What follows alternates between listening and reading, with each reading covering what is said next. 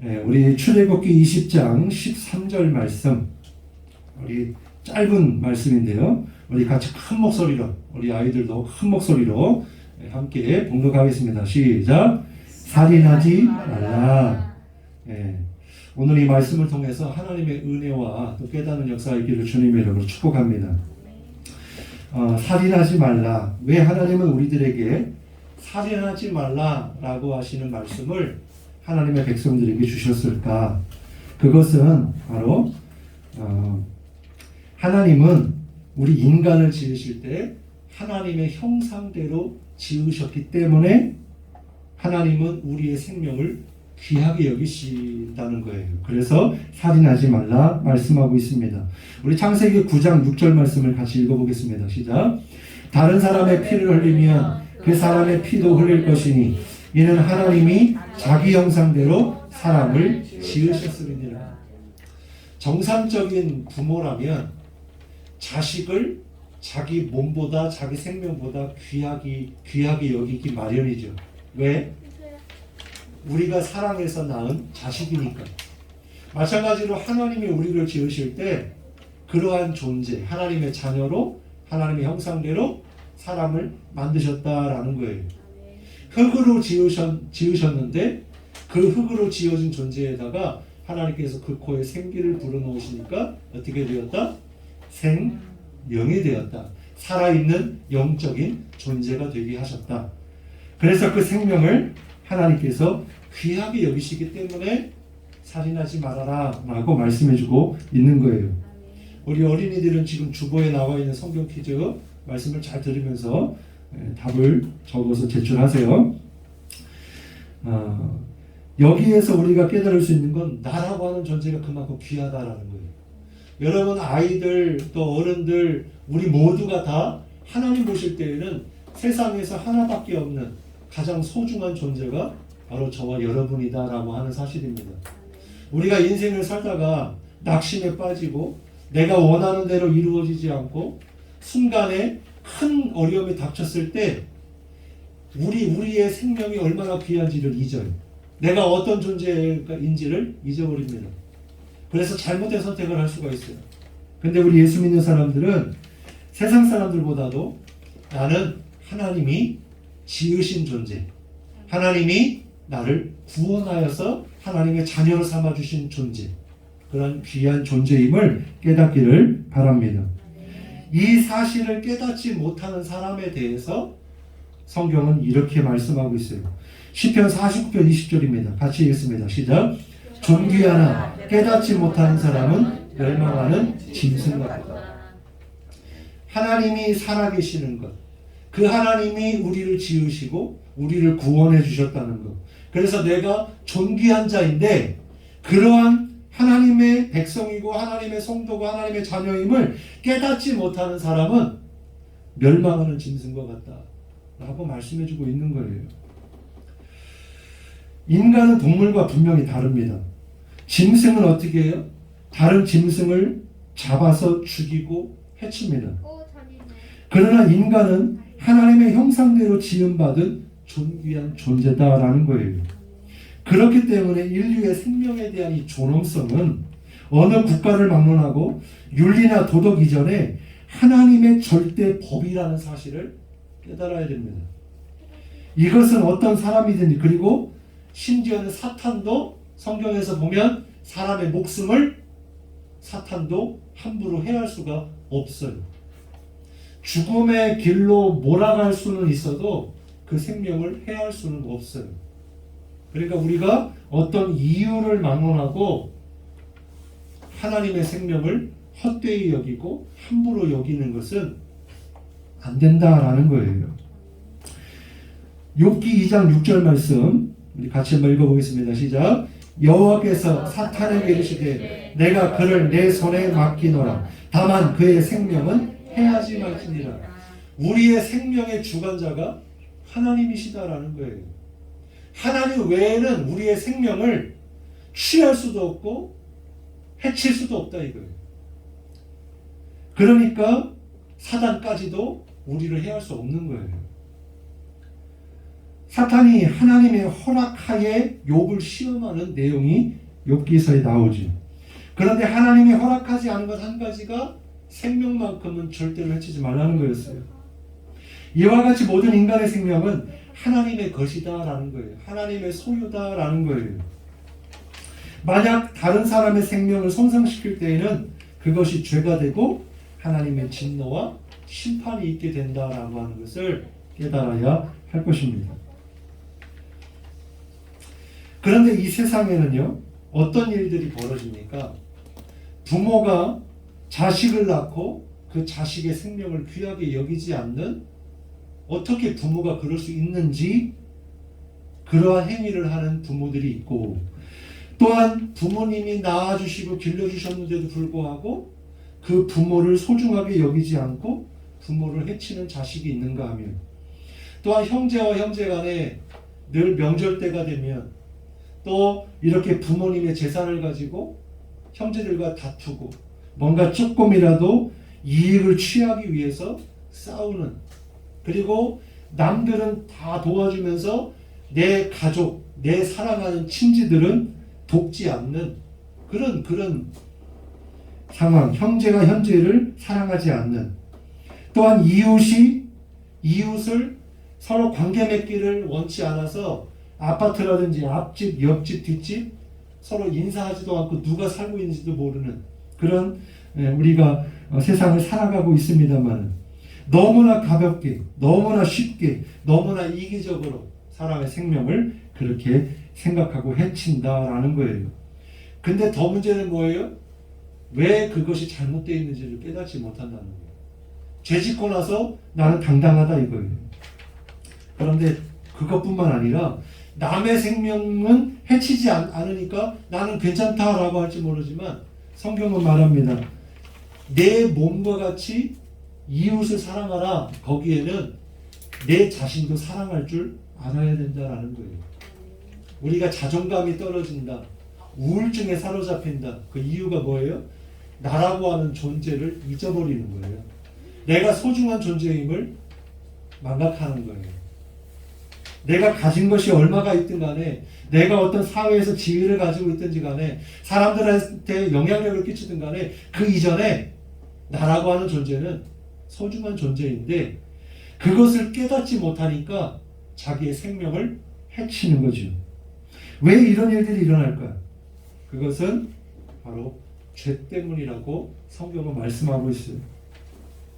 이 죄로 인해서 세상에서는요, 생명을 경시하는 그런 풍조가 많이 있습니다.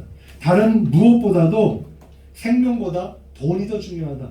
그러니까 돈만 있으면 사람 목숨도 얼마든지 해칠 수 있다. 이게 바로 이 물질주의 때문에 그 결과로 나타난 거죠. 그러나 우리가 성경을 통해서 알 수 있는 것은, 하나님이 아담과 하와에게 이렇게 서로 짝지어서 정말 서로에게 생명과 같이 그렇게 하나님을 예배하는 존재를 만들어 주셨는데, 이 아담과 하와가 하나님께서 절대로 하지 말라라고 하신 것, 선악을 알게 하는 나무 열매만큼 따먹지 말아라. 그것을 따먹으면 너희는 정녕 어떻게 한다? 죽으리라 그랬어요. 죽으리라. 그런데 하나님의 명령을 소중하게 생각하지 않고 오히려 뱀의 유혹에 넘어가게 되죠. 근데 그 결과가 어떻게 됐어요? 에덴 동산에서 쫓겨났고 죽을 수밖에 없는 인간의 그런 사망의 권세 아래 놓이게 됐어요. 그게 다가 아닙니다. 나만 잘못되는 게 아니고 그의 가족도 깨지고 자식들도 깨지는 것을 보게 돼요. 바로 이 아담과 하와가 낳은 가인과 아벨의 사건을 여러분 잘 아실 거예요. 어떻게 되었습니까? 형인 이 가인이 동생 아벨을 돌로 쳐 죽이잖아요. 이게 첫 번째 성경에서 나오는 죄의 결과, 살인입니다. 이건 남이 아니잖아요. 가족이잖아요. 형제잖아요. 근데 어떻게 이런 일이 일어난 거예요? 죄 때문이다 이거예요. 죄가 이렇게 생명을 해치는 그런 살해 동기가 되었다. 하나님이 가인과 그의 재물을 받지 않으셨다고 하는 그 이유 때문에 감정에 의해서 그런 일을 저지른 거죠. 그러니까 우리가 화를 다스린다는 거, 이게 참 너무나 중요한데 이 잠깐의 화 때문에 가정이 망치게 되고 자신의 인생 또한 망가지게 되는데 그것 또한 죄로 인한 결과다라는 거예요. 죄로 인하여 하나님을 하나님으로 인정하지 않게 되었고요. 하나님을 상실한 자의 결과가 어떠한지 로마서 1장 29절부터 31절까지 말씀에 쭉 나열해주고 있어요. 살인하고 사기치고 비방하고 교만하고 악을 도모하고 지난주에 나눴던 부모를 공경하는 게 아니라 부모를 어떻게 공격하는 그런 일들이 벌어지게 되었다라는 거죠. 로마서 1장 32절에 우리 같이 한번 읽어볼까요? 시작. 그들이 이 같은 일을 행하는 자는 사형에 해당한다고 하나님께서 정하심을 알고도 자기들만 행할 뿐 아니라 또한 그런 일을 행하는 자들을 옳다 하느니라. 여러분, 지금 우리 이 땅의 많은 나라들마다 우리 한국도 그렇지만 이 사형 제도라고 하는 것, 이건 사실 문제가 얼마든지 발생할 수 있어요. 극악무도한 죄인에게 사형을 집행한다? 어쩌면 그게 당연하다고 볼 수도 있지만 사람이 사람을 심판할 때에는 자기가 완벽하기 때문에 그의 생명을 해치는 게 아니고 그 지위를 가지고 법을 가지고 사람들이 만들어낸 법을 가지고 그 잣대로 사람을 평가하기 때문에 사형을 한다? 근데 그것이 다 옳으냐? 바른 판단이겠느냐? 그렇지 않을 수도 있잖아요. 그래서 이제 무기징역 같은 경우에는 이제 그렇게 하지만은 사형 이 판결은 웬만해서는 일어나지 않죠. 다른 나라도 마찬가지고요. 그런데 사실 이 사형을 만드신 분은 제일 먼저 하신 분은 하나님이시다라는 거예요. 우리가 죄를 지으면 반드시 심판을 받게 된다라는 거예요. 하나님이 누구시다? 재판관이시다라는 거죠. 어떠한 자에게 그들이 이 같은 일을 행하는 자, 어떤 일? 말씀드린 대로 살인하고 사기치고 비방하고 교만하고 악을 도모하고 부모를 거역하는 자, 부모를 공경하지 않는 자. 그러면 여기에 우리 다 살아있을 분이 계실까요? 아마 우리는 다 사형받아서 죽을 수밖에 없는 죄인들입니다. 그런데 우리가 어떻게 이렇게 살아서 하나님을 예배합니까? 그러한 죄인들을 긍휼히 여겨주셔서 예수님이 우리를 위해 이 땅에 오셔서 십자가에 달려 죽으심으로 우리의 죄를 용서해 주셨고 그 재판장이신 하나님이 이제 내가 더 이상 너희를 죄가 있다고 하지 않겠다라고 의롭다 여기시니까 그 선언을 하시니까 우리가 의로운 자가 된 줄 믿으시기 바랍니다. 우리가 근데 신앙생활 하다 보면 이걸 잊어요. 내가 어떤 존재였는지를 잊어요. 우리나라 말에 그런 말 있잖아요. 개구리가 올챙이적 생각 못한다고? 또 사람이 화장실 들어갈 때 나올 때 마음 다르다고? 그렇게 간절할 때는 정말 뜨겁게 주님을 믿는다 할지라도 뭔가 좀 배가 부러지고 뭔가 좀 살만해지고 뭔가 욕심이 좀 생기면 어떻게 해요? 금세 그 하나님의 은혜를 잊어버려요. 그게 우리들의 모습입니다. 그런데 그러한 하나님을 우리가 인정하지 않고 하나님의 말씀대로 지키지 않는 자가 사형에 해당한다고 하나님께서 정하심을 알고도 어떻게 한다? 그게 우리들에게는 옳다 이거예요. 옳다. 그래서 사사기 시대의 그런 이 암흑의 시대라고 하는 이유가 뭐예요? 사람들이 하나님의 법을 떠나서 자기가 옳은 대로 자기의 소견에 옳은 대로 행하였더라 그랬잖아요. 그러니까 우리가 우리 생각대로 옳다고 하는 모든 것들이 다 선하고 좋은 것만은 아니다. 하나님의 말씀을 떠나면 하나님을 인정하지 않으면 하나님의 말씀대로 살지 아니하면 내 생각이 아무리 옳아도 그건 하나님 앞에 죄일 수 있다라고 하는 사실입니다. 그 중에 하나가 그 결과로 바로 생명을 해치는 거예요. 그래서 성경은 분명히 말하는 거예요. 죄의 삭은 사망이라 이렇게 말씀해주고 있는 것입니다. 그래서 남을 해치면 하나님이 갚으신다는 거예요. 하나님이 갚아주신다. 창세기 9장 6절 말씀드린 대로 다른 사람의 피를 흘리면 그 사람의 피도 흘릴 것이다.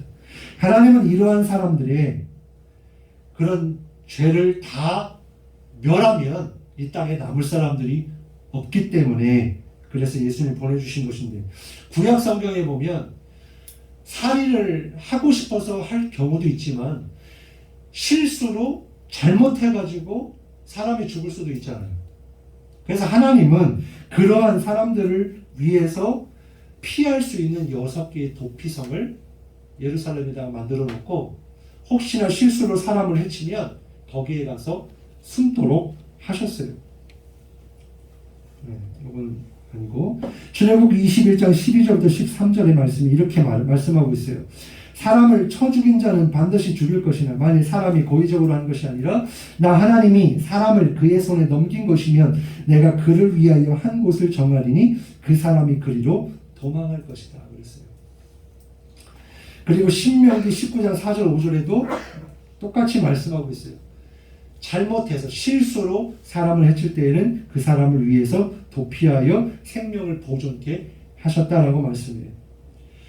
그런데 이것이 이제 신약 성경으로 넘어와서 이 말씀이 예수님을 통해서 어떻게 어디까지 그러면 살인하지 말라 그랬는데 이것이 범주가 어디부터 어디까지냐?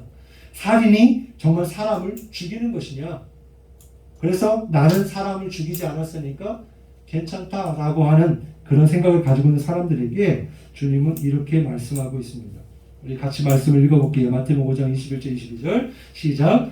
옛사람에게 말한 바 살인하지 말라 누구든지 살인하면 심판을 받게 되리라 하였다는 것을 너희가 들었으나, 지금 좀 전에 들었죠? 나는 너희에게 이르노니 형제에게 노하는 자마다 심판을 받게 되고 형제를 대하여 나가라 하는 자는 공회에 잡혀가게 되고 미련한 놈이라 하는 자는 지옥불에 들어가게 되리라. 이거 굉장히 심각한 이야기죠. 첫 번째 우리 주보에 이 살인하지 말라라고 하신 것은 첫 번째는 뭐냐? 먼저는 나의 생명을 해치지 말아야 된다라고 하는 거예요. 나의 생명. 두 번째가 뭐냐면 형제를 미워하지 말아라라고 하시는 거예요. 요한일서 3장 15절 말씀을 보면 그 형제를 미워하는 자마다 살인하는 자니 라고 분명히 말씀해주고 있어요. 여러분 혹시 지금 생각나는 사람 있습니까? 아니면 오늘 아침에 집을 나오면서 이렇게 누군가를 미워하고 싸우고 이 자리에 나오신 분 계십니까? 인생을 살다 보면 가장 힘든 문제 중에 하나가 관계 문제잖아요. 그것만큼 힘든 게 없어요. 학교 생활이든 직장 생활이든 또 이렇게 동네 사람들과의 관계든 또 이성과의 관계, 부부 간의 관계, 가족 간의 관계든 참 힘든 것은 돈도 없는 것도 힘들지만 건강의 문제도 힘들지만 이 관계 문제가 얼마나 어렵고 힘든지 몰라요. 뭐 특별히 고부 간의 갈등이라든지 뭐 여러 가지 갈등들이 많이 있는데, 근데 오늘 성경은 그렇게 그러한 형제를, 자매를, 가족을, 이웃을, 다른 사람을 미워하는 자마다 살인하는 자다라고 말씀하고 있어요. 이게 참 쉽지 않은 이야기입니다. 저에게도 옛날에 용서하지 못할 사람이 있었어요. 참 오래 가더라고요. 정말 오래 가요. 나에게 상처를 준 사람에게는 그 사람은 나를 잊을지 모르지만 상처를 받은 사람은 어때요? 평생 가는 거예요. 그래서 부부간의 관계도 그렇고 그런 얘기했죠. 만약에 누군가에게 마음의 못을 받고 뭔가 죄를 지어서 감옥에 갔어요. 그럼 감옥에 가서 그 죄 지은 무게만큼 형량을 받고 나오겠지요. 그러면 그 사람은 나는 죄를 비록 졌지만 그 죄의 형벌을 다 받고 왔으니까 죄가 없다, 이제 발 뻗고 자도 되겠다 라고 생각할지 모르겠지만 이 가슴에 여전히 못이 박혀있는 사람은 어때요? 우리가 상처 주는 것도 주면 안 되지만 상처를 받는 것도 받지 말아야 되는데 그게 참 쉽지가 않죠. 그래서 어떻게 보면 상처를 준 사람보다 상처를 받은 사람이 더 병에 걸릴 확률이 높습니다. 그래서 우리는 상처를 주지도 말고 받지도 말아야 돼요. 그렇게 하실 수 있겠어요? 네. 상처 주지도 말고 받지도 말고. 여러분 누군가에게 상처를 주면 어떻게 하실 거예요? 그러든지 말든지. 그리고 그것을 주님께로 가지고 나아가시길 바라요. 주님이 갚아 주실 거예요. 그래야 내가 사는 겁니다.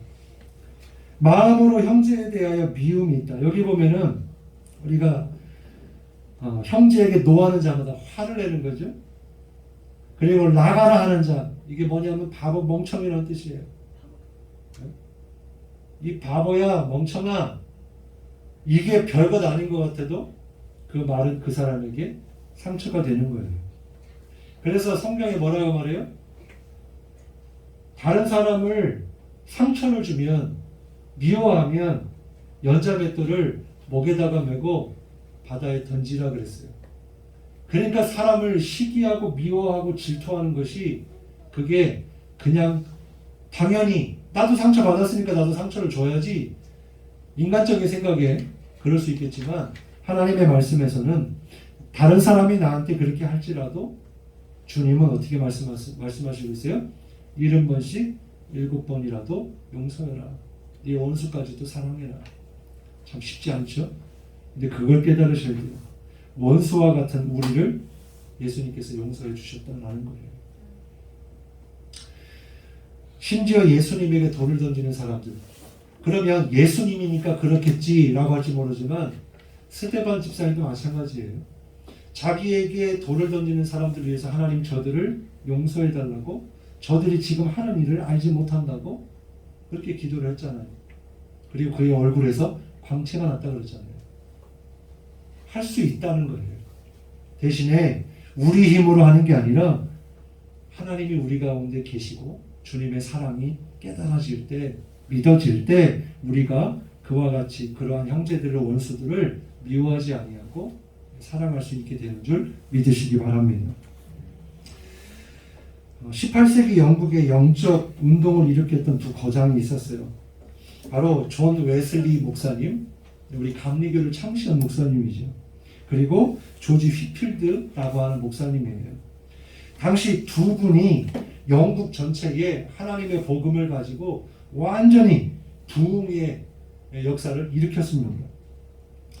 아주 남들이 봤을 때는 정말 쌍벽을 이룰 만한 아주 존경받는 사람이었어요. 그런데 문제는 뭐냐? 어디서부터 늘 문제가 생기냐면 그 위대하고 존경받는 사람들을 따르는 사람들한테서 문제가 생겨요. 이제부터. 그게 너무 심하다 보면 이제 다른 사람을 공격하기 시작하는 거죠. 그래서 웨슬레를 따르는 사람들이 휘필드 그 목사님을 폄하하면서 웨슬레 목사님에게 이렇게 질문을 던졌답니다. 목사님께서는 천국에서 저 휘필드 목사님을 만날 수 있을 거라고 생각하십니까? 라고 물어본 거예요. 근데 웨슬레가 뭐라고 대답했을까요? 아마 만나지 못할 것이라고 생각합니다. 이렇게 이야기했어요. 그러니까 사람도 어떻게 했냐면, 그렇지. 내가 따르는 이 웨슬리 목사님이 진짜지. 그렇게 생각을 했던 거예요. 그런데 사실 그 이야기는 웨슬리가 그렇게 말한 게 아니고, 아니요. 제 말은 하나님께서 이 휘필드 목사님이 너무 귀한 종이라서 하나님 보좌와 가장 가까운 곳에 앉히실 것이기 때문에 감히 나 같은 사람이 거기에서 휘필드 목사님을 만나기는 어려울 것입니다. 이렇게 이야기했다는 거예요. 여러분, 누군가가 잘 되면 정말 격려해주고 박수 쳐줄 수 있는 그런 우리가 되었으면 좋겠습니다. 목회자들 사이에서도 그런 게 있어요. 좀 교회가 크고 성도들이 많으면 그게 그렇게 부러워 보여요. 저라고 사람인데 안 그러겠습니까? 그런데 그러한 교회가 다 하나님이 원하시는 교회일까는 그건 모르는 거죠. 다만 내가 속하는 내가 섬기는 교회가 정말 하나님의 역사가 하나님의 생명이 있는 구원의 방주가 되는 것, 여기에 하나님이 임재하시는 것, 내가 하나님이 기뻐하실 만한 그런 믿음의 그런 목회자로서의 삶을 살아가는 것, 그리고 목회라고 하는 것은 내가 잘 되기 위해서 그러는 게 아니라, 뭐 저도 그렇겠지만 성도님들 안에 있는 심령이 그 안에 하나님의 교회가 세워지는 것, 그것이 제 역할인데, 정말 우리 부덕교회 성도들은 주님이 날마다 충만해서 정말 주님의 몸된 교회가 든든히 세워가고 정말 하나님의 역사를 날마다 경험하는 삶이 간증이 되는 그런 성도들이 되기를 바라고 기도합니다. 정말 그런 목회를 하고 싶어요. 그래서 우리가 만약 그런 마음이 아니라 눈에 보이는 것을 부러워한다면 그러면 비방하기 바쁠 거예요. 어쨌든 우리가 목회자도 그렇지만 우리 모두가 다 다른 사람이 잘 된다 그러면 박수 쳐줄 줄 알고, 또 나보다 잘못되고 힘들고 어렵다면 내가 가진 것이 적어도 함께 나눌 수 있는 그런 믿음의 부유함이 있기를 바랍니다. 마지막으로 세 번째는, 오늘 말씀을 주시는 세 번째 말씀은 내 몸과 같이 이웃을 사랑하라는 것, 이것이 바로 핵심입니다. 로마서 13장 9절입니다. 가늠하지 말라, 살인하지 말라, 도둑질하지 말라, 탐내지 말라 한 것과 그 외에 다른 계명이 있을지라도 이건 뭐냐? 내 이웃을 내 자신과 같이 사랑하라 하신 말씀이다 라고 하는 것입니다. 그러면 우리가 하나님의 형상대로 지음받은 존귀한 자임을 여러분 깨닫고 한 주간 동안 자존감도 높아지고 주님을 바라보면서 정말 믿음의 승리가 있길 바라고요. 나와 함께하는 관계들 속에서 정말 주님처럼 우리가 다른 사람을 위해서 기도할 줄 알고 용서할 줄 알고 사랑을 베풀 줄 아는 그런 이웃을 사랑하는 하나님의 백성들이 될 수 있기를 주님의 이름으로 축원합니다. 기도하겠습니다.